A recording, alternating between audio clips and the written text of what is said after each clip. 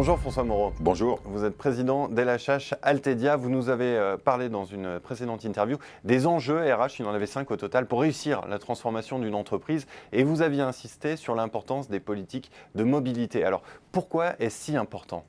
Alors la mobilité, c'est aujourd'hui clé dans l'entreprise.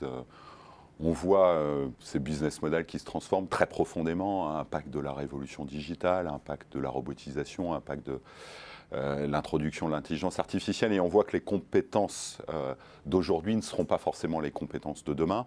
Donc deux scénarios possibles, soit par de la formation notamment, on arrive à traverser ce gap, à franchir ce gap, soit il faut trouver une solution pour les salariés, et ces solutions, elles peuvent être à l'intérieur de l'entreprise ou à l'extérieur. Et très clairement, la responsabilité de l'entreprise, c'est de favoriser cet écosystème pour que le salarié soit clairement en charge de son avenir professionnel, quand c'est possible. Autrement, il faut qu'il soit clairement accompagné, notamment par des structures comme les nôtres. Est-ce que vous auriez un exemple de ce que l'entreprise peut faire dans ce sens ? Alors PSA, le constructeur automobile, est pour moi un exemple tout à fait intéressant. Il a lancé il y a 2 ans maintenant la notion de passeport professionnel.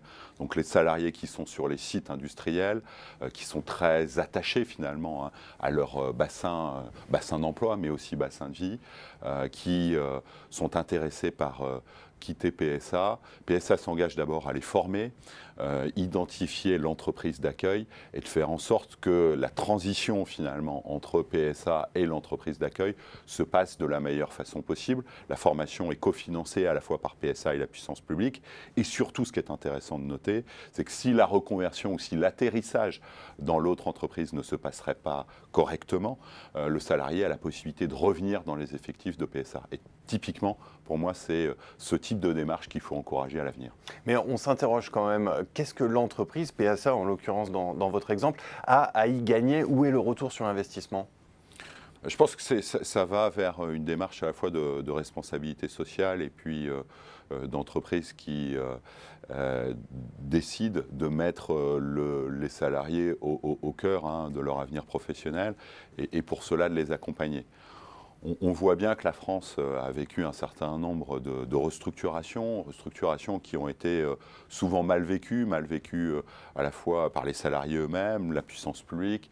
Et donc je pense qu'il faut qu'on rentre dans une autre ère et de faire en sorte que ces mutations, parfois extrêmement profondes, se passent dans des conditions plus douces, entre guillemets, et de faire en sorte de les anticiper quand c'est possible, et surtout de les accompagner. Et donc l'entreprise a gagné à éviter finalement ce stop and go ou ces plans sociaux qui ont souvent une forme de brutalité.